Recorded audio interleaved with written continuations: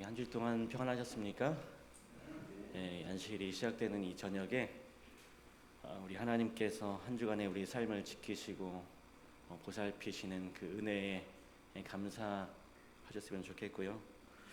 한 주일을 사시면서 또 우리 마음 가운데 있는 슬픔과 걱정과 또 여러 어려움들, 마음의 고통들을 우리 갈바리 십자가 밑으로 다시 한번 모임으로 그 모든 짐을 다 털어내시는 우리 직산교회 성도님들 되시길 간절히 바랍니다.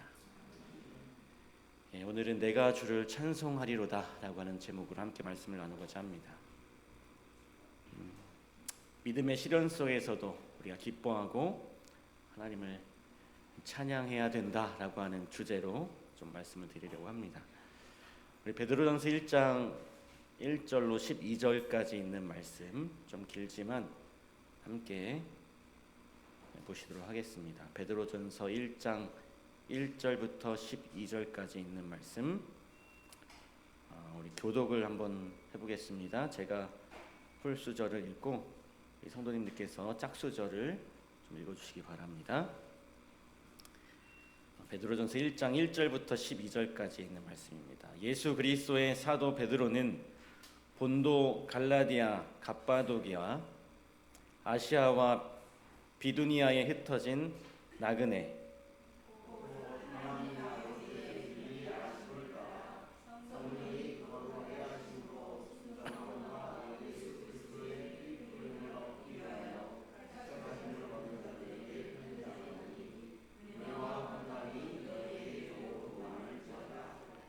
우리 주 예수 그리스도의 아버지 하나님을 찬송하리로다. 그의 많으신 긍휼대로 예수 그리스도를 죽은 자 가운데서 부활하게 하심으로 말미암아 우리를 거듭나게 하사 산 소망이 있게 하시며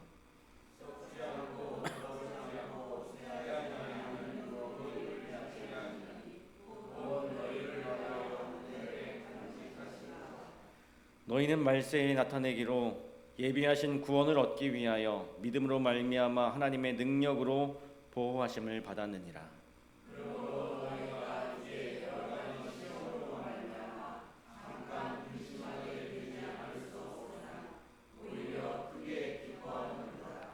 너희 믿음의 확실함은 불로 연단하여도 없어질 금보다 더 귀하여 예수 그리스도께서 나타나실 때에 칭찬과 영광과 존귀를 얻게 할 것이니라.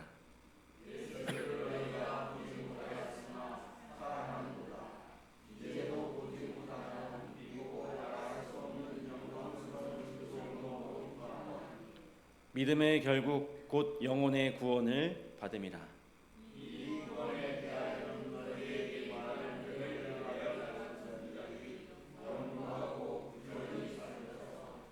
자기 속에 계신 그리스도의 영이 그 받으실 고난과 후에 받으실 영광을 미리 증언하여 누구를 또는 어떠한 때를 지시하시는지 상고하니라.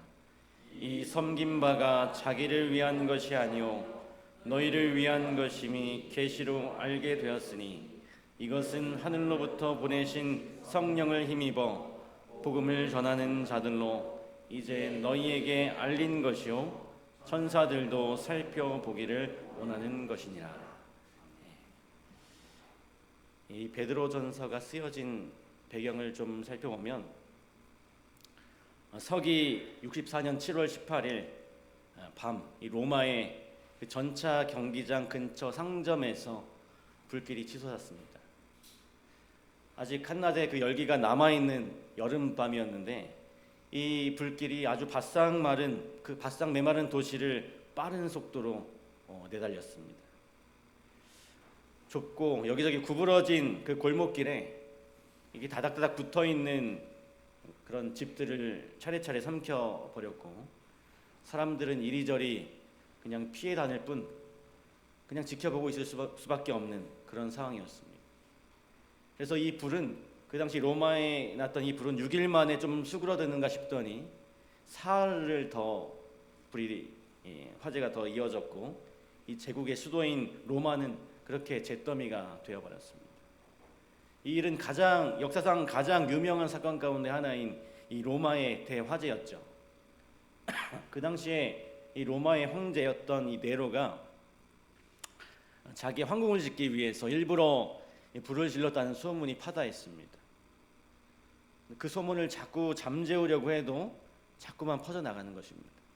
그래서 결국 이 네로는 이 기독교인들을 희생양으로 삼았고, 이 그리스도인들은 아주 사회를 혼란케 하는 이 방화범으로 몰렸고, 더 나아가서 반사회적인 사람들로 지목이 돼서 여러 사람들에게 매도되는 그런 상황이 생겼습니다. 그래서 이렇게 그리스도인들에 대한 박해가 시작이 되었어요. 그리고 그 박해가 로마로부터 시작해서 아주 넓게 퍼져나가기 시작했고, 이 네로에 의한 그 기독교인들의 대학살이 시작이 되었습니다. 베드로전서 1장 1절에 바울이 보내는 이 편지의 대상이 누구인지 나오죠. 우리가 보니까요. 예수 그리스도의 사도 베드로는 본도, 갈라디아, 갑바도기아, 아시아와 비두니아에 흩어진 나그네. 베드로는 이 글을 흩어진 나그네들을 위해 썼습니다. 외부의 박해를 피해서 흩어지고 또 내부의 시련에 직면해서 구원의 확신과 신앙생활까지도 흔들리는 그런 위협과 도전에 부딪히는 신자들에게 보내는 편지였습니다. 그래서 베드로는 이러한 시대적인 상황 속에서 핍박과 고난을 받고 살아가는 그 신자들을 위해서 사랑과 염려의 마음을 가지고 베드로전서를 썼던 것이죠. 오늘날 이 책이 쓰여진 때와 우리가 살고 있는 지금은 많은 시간적인 간격이 있습니다. 그러나 오늘날의 모습이 그때와 크게 다르다고 생각하지는 않아요. 세계 각국에서 일어나는 테러나 나라와 나라 사이의 어떤 분쟁들, 또 수많은 사상들의 대립, 또 시기하는 것들, 그리고 더욱더 불거지는 이 기독교에 대한 반감들, 이러한 것들이 우리의 마음을 아프게 하고 또 우리의 신앙의 용기를 꺾을 수 있는 것들이 될 수 있는 것 같습니다. 그런데 꼭 이런 것들뿐만 아니라 이제는 이 신앙의 핍박뿐 아니라 우리가 살고 있는 이 세상, 우리가 피부로 직접 와닿는 어떤 기상이변이나 홍수나 지진이나 가뭄이나 식량난이나 이런 것들이 우리가 사는 이 세계에서 너무도 자주 접하게 되는 것들이죠. 이런 자연재해들의 소식들을 접하면서 우린 세상의 마지막이 다가오고 있음을 또 알게 되고 또 두려워하게 됩니다. 하지만 이 베드로가 당시에 흩어진 나그네였던 이 신자들을 향해서 이 위로와 희망의 메시지를 주었던 이 글을 봄으로써 오늘날 우리가 이 땅에 대하여 나그네된 삶을 살아가는 우리 또한 같은 위로와 같은 희망을 가질 수 있으리라 생각이 됩니다. 베드로전서 1장 2절에 보니까요. 곧 하나님 아버지의 미리 아심을 따라 성령의 거룩하게 하심으로 순종함과 예수 그리스도의 피 뿌림을 얻기 위하여 택하심을 입은 자들에게 편지하노니 은혜와 평강이 너희에게 더욱 많을지어다. 베드로가 고난 속에 있는 성도들에게 편지하면서 이렇게 말했습니다. 여러분은 택함을 받은 자입니다. 택함을 받은 사람들입니다. 우리가 세상에서 고통과 괴로움 속에 살고 있지만 우리의 삶은 아무 향방 없는 그런 삶이 아니라 삼위 하나님께서 친히 함께 우리와 사역하심으로 택하심을 입은 삶이라고 하는 것을 강조하고 있는 것입니다. 우리 2절을 보아서 우리가 알 수 있듯이 하나님 아버지께서 미리 아사 창세 이전부터 나를 선택하셨다라고 했습니다. 성령 하나님의 역사하심으로 우리는 복음에 순종하게 되었고 예수 그리스도를 믿어서 그분의 핏뿌림을 얻게 된 것이죠. 이처럼 우리는 성부와 성자와 성령 하나님의 그 영광스러운 사역을 통해서 바로 택함을 받은 사람들이라고 하는 것입니다.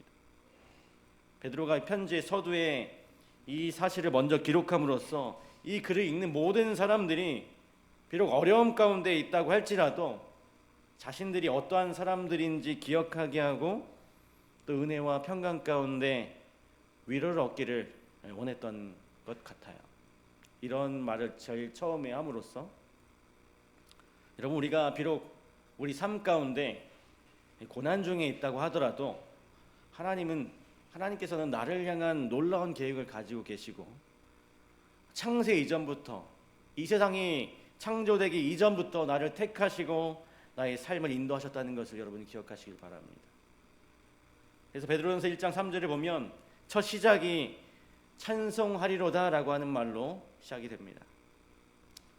이 베드로전서가 쓰여질 당시에 그 당시에 살던 그리스도인들이 수많은 그 핍박과 고난, 그 고난의 상황에서 찬송하기보다는 자신들이 그 처한 상황 때문에 괴로워하고 하나님께 고난의 이유를 묻고 원망해야 하는 것이 당연한 듯 보입니다. 그런데 여기서 베드로는 오히려 기쁨과 감사의 표현으로 찬송을 하라고 하는 것이죠. 3절에 보니까요, 찬송하리로다. 우리 주 예수 그리스도의 아버지 하나님이 그 많으신 긍휼대로 예수 그리스도의 죽은 자 가운데서 부활하심으로 말미암아 우리를 거듭나게 하사 뭐가 있게 하신다고 했습니까? 산 소망이 있게 하신다고 했습니다. 이 소망은 하나님의 긍휼을 인한 소망입니다. 우리가 주님의 자녀로 거듭난 것은 우리가 잘나서이기 때문이 아니라 하나님의 긍휼 때문이죠. 우리 자신이 충분한 자격이 있었기 때문에 하나님의 자녀가 된 것이 아닙니다. 성경에 보면 우리의 죄에 대하여 얼마나 신랄하게 비판하고 있습니까? 로마서 5장 12절에는 모든 사람이 죄를 지었다라고 이야기하고, 또 로마서 6장 23절에는 죄의 삭은 사망이라고 말하고 있습니다. 이 더러운 것이 밝은 곳에 가까이 갈수록 더욱 선명하게 드러나듯이 우리의 죄는 하나님의 거룩하신 빛 앞에서 더욱 신랄하게 드러날 수밖에 없는 것이죠. 그런데 죄인이 되어서 죽을 수밖에 없는 우리 모두를 하나님께서는 긍휼히 여기셨다라고 하는 것입니다. 그리고 하나님의 긍휼히 여기심을 통해서 우리가 거듭났고 산 소망을 가지게 된 것입니다. 그렇다면 이렇게 하나님이 그 많으신 긍휼로 우리에게 소망을 주셨는데 우리는 결코 절망하거나 낭망할 이유가 없는 것이죠. 도리어 우리는 그분의 긍휼히 여기심에 감사하고 그분을 찬송하는 삶을 살아야 하는 것입니다. 그리고 이 산 소망은 예수 그리스도의 부활에 근거한 소망이라고 했습니다. 사람들은 여러 소망을 품고 살아가면서 내 마음속에, 내 삶 속에 이루고자 하는 여러 가지 소망들을 품고 살아갑니다. 생일이 되면 케이크에 촛불을 끄면서 내 소망을 바라보기도 하죠. 사업가는 그 사업의 성공에 대한 소망을 품고, 또 대입을 앞둔 학생이라면 좋은 대학에 진학하는 그 소망을 꿈꿉니다. 그리고 운동선수는 1등하는 것을 소망하죠. 이 밖에도 이 세상에 소망은 참 좋은 것들이 참 많이 있습니다. 그러나 세상의 모든 것을 누려본 이 솔로몬이 전도서 1장 2절을 통해서 그 모든 것이 헛되다라고 하지 않았습니까? 그런 것처럼 세상의 소망은 결국 헛되다라고 하는 것이죠. 그러나 우리가 가진 하나님께서 우리에게 주신 이 산 소망은 이 세상의 소망과는 전혀 다른 것입니다. 베드로전서 1장 3절의 말씀처럼 예수 그리스도의 죽음과 부활에 근거되어 있는 소망이고 우리를 거듭나게 하는 그런 소망입니다. 사도 바울은 고린도전서 15장 14절에서 이렇게 말합니다. 그리스도께서 만일 다시 살지 못하셨으면 우리의 전파하는 것도 헛것이요 또 너희 믿음도 헛것이라고 했어요. 부활이 없는 예수 그리스도의 그 죽으심만으로는 우리에게 소망이 있을 수 없는 것입니다. 예수 그리스도께서 다시 살아나셨기 때문에 우리가 믿는 이 신앙이 가치가 있다라고 하는 것입니다. 예수 그리스도의 죽으심으로 이 죽음의 권세가 이기는 듯 하였지만 그분은 사망의 권세를 이기시고 다시 살아나셨어요. 예수께서 다시 사셔서 지금도 여전히 우리를 위해서 일하고 계십니다. 그리고 우리는 그분의 부활로 인해서 우리에게 약속된 그 부활의 확신을 가질 수 있게 된 것입니다. 우리 요한복음 11장 25절을 보겠습니다. 요한복음 11장 25절에 나는 부활이요 생명이니 나를 믿는 자는 죽어도 살겠고 무릇 살아서 나를 믿는 자는 영원히 죽지 아니한다라고 했습니다. 오늘 우리는 부활하신 다시 사신 그리스도를 바라봐야 하는 것입니다. 사망의 음침한 그 골짜기 같은 이 세상 속에서 많은 시련이 있다고 할지라도 우리가 그것을 바라보는 것이 아니라 그분께서 우리에게 보여주시는 우리 인생의 여정의 목표와 그 영원한 미래를 우리는 바라봐야 하는 것입니다. 이것이 바로 우리가 받은 산 소망인 것이죠. 이 산 소망을 우리가 생각한다면 분명히 우리의 찬송은 끝이 없게 될 것입니다. 우리 베드로전서로 다시 돌아가서 4절에 보니까요. 1장 4절에 보니까 썩지 않고 더럽지 않고 쇠하지 아니하는 기업을 잊게 하시나니 곧 너희를 위하여 하늘에 간직하시는 것이라. 베드로 당시에 그리스도를 믿는 성도들은 여러 핍박과 시험을 받는 중에 많은 것을 잃었습니다. 집을 잃었고 가족을 잃었고 심지어는 자신의 목숨마저도 잃었어요. 이 세상이 볼 때 그들은 모든 것을 잃은 것 같았습니다. 그러나 그들은 그 기업보다 더 가치 있고 더 나은 하늘의 기업을 얻었어요. 내가 좀 잃어버렸지만 더 나은 것을 얻게 된 것입니다. 요한복음 14장 1절로 3절에 있는 말씀, 우리가 너무나 잘 아는 말씀이죠. 너희는 마음에 근심하지 말라. 하나님을 믿으니 또 나를 믿으라. 내 아버지 집에 거할 것이 많도다. 그렇지 않으면 너희에게 일렀으리라. 내가 너희를 위하여 처소를 예비하러 가노니 가서 너희를 위하여 처소를 예비하면 내가 다시 와서 너희를 내게로 영접하여 나 있는 곳에 너희도 있게 하리라. 우리에게 닥쳐오는 핍박과 시험은 우리들이 가지고 있는 세상의 기업과 세상적인 것을 빼앗아 갈 수 있을지 모르지만 새롭게 주어질 하늘의 기업은 예수 그리스도의 그 재림 때에 믿는 자들에게 주어질 결코 빼앗기지 않을 기업이라고 하는 것입니다. 우리 히브리서 11장 24절로 26절을 보면 모세는 쇠하여질 세상의 그 기업을 선택하지 않고 영원하고 변치 않을 기업을 선택했었습니다. 그는 하나님의 백성과 함께 고난을 받고 그리스도를 위하여 능력을 받기로 선택을 했죠. 그것이 바로 썩지도 더럽혀지지도 쇠하지도 않을 그 기업임을 이 모세는 알았던 것입니다. 또 같은 장의 8절에 보면 하나님의 부르심에 따라 하나님이 장래해 주실 기업으로 순종하여 나아가는 그 아브라함의 모습을 또 보게 됩니다. 모세와 아브라함은 우리가 똑같은 사람이었어요. 우리가 다를 것이 없는 사람이었습니다. 그러나 그들이 하늘의 기업을 얻게 되었고 그들의 삶을 통해서 하나님께 영광과 찬송을 돌리게 되었습니다. 또 성경에 보면 이와 반대로 하늘의 기업을 택한 사람이 아니라 세상의 기업을 택한 사람도 나옵니다. 바로 마태복음 19장에 이 젊은 부자 관원이 나오죠. 예수님께 영생을 얻기 위한 그 방법을 묻기 위해서 나온 사람이었습니다. 그 사람에 대해서 교회 증언 2권 679쪽에 이렇게 설명합니다. 이 청년은 재산이 많았으며 그의 마음은 거기 있었다. 그는 재물에 대한 사랑을 버리고 고아와 과부를 축복함으로 선한 일을 많이 함으로 그의 보물을 하늘로 옮겨가는 일에 동의할 수 없었다. 이 청년의 세상 재물에 대한 욕심은 동료 인간과 불멸의 기업에 대한 사랑보다 더 강했다. 결국 그는 세상 것을 위해 하늘 것을 버렸다. 지금도 하나님께서는 이 모세와 아브라함에게 주셨던 똑같은 쇠하지 않을 기업을 우리에게 주시고자 하십니다. 여러분, 오늘 여러분은 어떤 것을 선택하시겠습니까? 잠깐 있다가 사라질 세상의 기업을 선택하시겠습니까? 아니면 영원히 썩지 않고 더럽히지 않고 쇠하지 않는 그 기업을 선택하시겠습니까? 이 하늘에 간직된 기업은 우리를 위해 준비된 것입니다. 이 기업은 신실하신 하나님께서 우리를 위해 간직하신 것이에요. 이보다 더 확실한 보증은 없습니다. 모세처럼 하늘의 기업을 사모하고 이 아브라함처럼 하나님의 약속을 믿고 나아감으로써 우리가 쇠하지 아니할 이 기업을 우리의 것으로 만드는 우리 모든 직산교회 성도들이 되시길 간절히 바랍니다.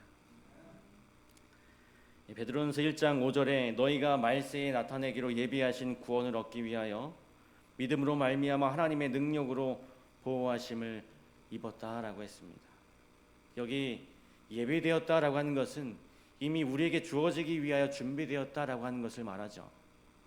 이 예비된 구원을 얻는 것이 바로 우리의 인생의 목표이고 우리 신앙의 목표인 것입니다. 그리고 이 구원이 예비되었을 뿐만 아니라 하나님 앞에 믿음으로 나아가는 이 당신의 백성들을 하나님의 능력으로 보호하십니다. 여기 보호하심을 입었다라고 하는 말도 어떤 수비대를 둠으로 제공되는 그 보호를 지칭하는 그런 용어입니다. 예비된 구원의 그 성도들을 위하여 하나님께서 친히 그들을 보호할 수비대를 두신다라고 하는 것이죠. 이 시대의 소망에 이런 말씀이 있습니다. 악의 대연합 세력이 이기고자 모든 사람을 대항하여 정렬하고 있으나 그리스도께서는 보이지 아니하는 존재들 곧 하나님을 사랑하는 모든 사람을 구출하기 위하여 그들 주위에 진치고 있는 하늘 군대를 우리가 바라보기를 원하신다. 천사들의 개입으로 말미암아 보이거나 혹은 보이지 아니하는 어떤 위험에서 우리가 보호함을 받아왔는지는 영혼의 빛 속에서 우리가 하나님의 섭리를 볼 때까지는 결코 알지 못할 것이다. 그때 우리는 하늘에 온 가족이 이곳 지상에 있는 가족에게 관심을 가지고 있었고 하나님의 보좌에서 온 사자들이 날마다 우리의 발걸음에 동행하고 있었다는 것을 알게 될 것이다. 여러분, 이 구원은 예비되었습니다. 우리가 믿음으로 나아갈 때에 구원을 얻는 일에 결코 실패하지 않을 것입니다. 우리 구원이 이 하나님의 무한하신 능력으로 보호되고 약속되어졌음을 여러분 확신하게 되시길 간절히 바랍니다. 여기 1장도 6절에 보면 그러므로 너희가 이제 여러 가지 시험을 인하여 잠깐 근심하게 되지 않을 수 없었으나 오히려 크게 기뻐하도다. 우리는 여기에서 이 베드로 당시의 그리스도인들이 그들이 당하는 그 시험으로 인해서 근심하였던 모습을 보게 됩니다. 여기 여러 가지 시험 때문이라고 말해요. 다양한 문제, 실망, 방해들 때문에 이 그리스도인들이 그 당시에 그리스도인들이 근심에 쌓인 모습이 나오는 것입니다. 오늘 우리들의 삶은 어떻습니까? 우리들이 살아가는 이 삶 역시 여러 가지 다양한 문제들이 찾아오고 또 여러 가지 실망하는 일이 있고 또 여러 가지 우리의 신앙을 방해하는 일들이 많이 생깁니다. 우리 또한 그 당시의 그리스도인들과 마찬가지로 여러 가지 문제들로부터 자유롭지 못해요. 여전히 연약함 속에서 우리의 믿음을 파괴하려는 그 사단의 유혹과 핍박 속에서 근심하며 살아가게 됩니다. 그러나 우리가 성경을 보니까요, 6절에 보면 우리의 근심은 잠깐이라고 했습니다. 이 잠깐이라고 하는 것은 금방 끝난다라고 하는 것이죠. 베드로전서 5장 10절에 모든 은혜의 하나님 곧 그리스도 안에서 너희를 부르사 자기의 영원한 영광에 들어가게 하시니가 잠깐 고난을 받은 너희를 친히 온전케 하시며 굳게 하시며 강하게 하시며 터를 견고케 하시리라. 우리가 근심할 수밖에 없도록 만든 여러 가지 시험이 이 세상에 존재하고 분명히 존재하고 우리에게 다가오지만 그것은 영원한 것이 아니고 영혼에 비하면 아주 잠깐이라고 하는 것입니다. 또 우리에게는 우리를 위해 죽으셨을 뿐 아니라 다시 살아나신 예수 그리스도가 있기 때문에 오늘 우리가 근심할 필요가 없다라고 하는 것이죠. 그리고 이 시련이 그냥 지나가는 잠깐일 뿐 우리에게 또 유익이 됨을 알려주고 있습니다. 그래서 믿음의 시련은 금보다 더 귀하다라고 하잖아요. 이 베드로 당시와 마찬가지로 지금 우리가 살아가면서 이 세상에서 많은 시험과 유혹들을 경험하며 살아갑니다. 개인에 따라 그것이 크거나 작게 보일 수도 있고 시험의 강도가 세거나 또 약해 보일 수도 있습니다. 그러나 그 시험은 다 같은 죄의 세상 속에 살아가면서 누구에게나 하나도 빠짐없이 동일하게 일어난다라고 하는 것입니다. 그렇다면 구원받은 우리는 이 시련이 올 때 우리가 어떻게 해야 하는가? 첫 번째로 우리가 누구인지를 다시금 상기해야 한다라고 하는 것입니다. 처음에 말씀드렸듯이 우리는 하나님께서 택하신 자라고 하는 것을 기억해야 하는 것이죠. 우리에게 다가온 고난과 시련에 대해서 근심하기 전에 우리를 먼저 택하시고 우리를 위해 구원의 계획을 세우시고 그것을 이루신 우리 하나님을 기억해야 하는 것입니다. 그리고 이 일은 나를 사랑하신 하나님이 나를 아시고 나를 택하시고 성령께서 내 안에서 역사하심으로 가능한 것입니다. 나를 택하신 이 하나님의 백성으로 지금도 하나님의 돌보심과 인도하심을 받고 있음을 우리가 기억하며 살아가야 하는 것이죠. 두 번째로 우리는 찬송해야 합니다. 우리에게 산소망을 주시는 그 하나님을 찬송해야 돼요. 우리에게 쇠하지 않을 기업을 있게 하시는 그 주님의 사랑에 감사하면서 찬송을 해야 하는 것입니다. 확실한 구원을 주시는 우리 하나님을 찬송해야 하는 것입니다. 베드로전서 1장 3절에 시작을 하면서 찬송하리로다라는 말로 시작을 했다고 했습니다. 그들이 엄청난 시험 중에 있지만 불평불만하지 않고 오히려 감사의 찬송을 하고 있는 것이죠. 그 고난 중에서도 내가 힘들어서 쓰러질 것 같은 그런 고난 중에서도 감사의 이유를 찾을 수 있는 것, 언제 어디서나 우리에게 주어진 그 산소망과 약속된 그 쇠하지 않은 기업과 또 예비된 구원의 확실함을 인하여 찬송하는 자세가 바로 구원받은 백성인 우리가 가져야 할 자세라고 하는 것입니다. 세 번째로 우리는 예수님을 인해서 기뻐해야 합니다.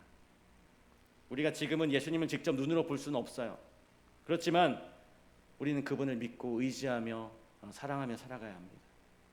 그분이 우리를 위해 피를 흘려주셨고 그분이 우리를 위해서 하늘의 기업을 예비하셨고 그분이 죽기까지 우리를 사랑하셨던 것처럼 오늘 우리도 그분을 사랑해야 하는 것입니다. 그렇게 할 때에 우리는 이 시험으로 인해서 근심하는 것이 아니라 오히려 예수님을 인하여 오히려 더 크게 기뻐하게 될 것입니다. 교회정 9권에 이런 말씀이 있습니다. 교회의 역사를 일관하여 하나님의 택함 받은 사자들은 진리를 위하여 비난과 핍박의 대상이 되어 왔다. 그러나 하나님의 백성들이 어느 곳으로 가도록 강요당할지라도 심지어 사랑받은 제자처럼 그들이 황량한 섬으로 추방될지라도 그리스도께서는 그들이 있는 곳을 아시고 그들에게 힘을 주고 그들을 축복하시고 평화와 기쁨으로 충만케 하실 것이다. 우리가 어떤 어려움이 있다고 하더라도 우리가 어떤 시련이 다가와도 하나님의 택하신 백성으로서 우리가 주님을 찬송하면서 주님을 사랑하는 그 가운데 우리가 구원받은 성도로서 영원한 기쁨에 함께 살아나가는 우리 모든 직산교회 성도들이 되길 간절히 바라면서 오늘 말씀을 마치도록 하겠습니다. 마치는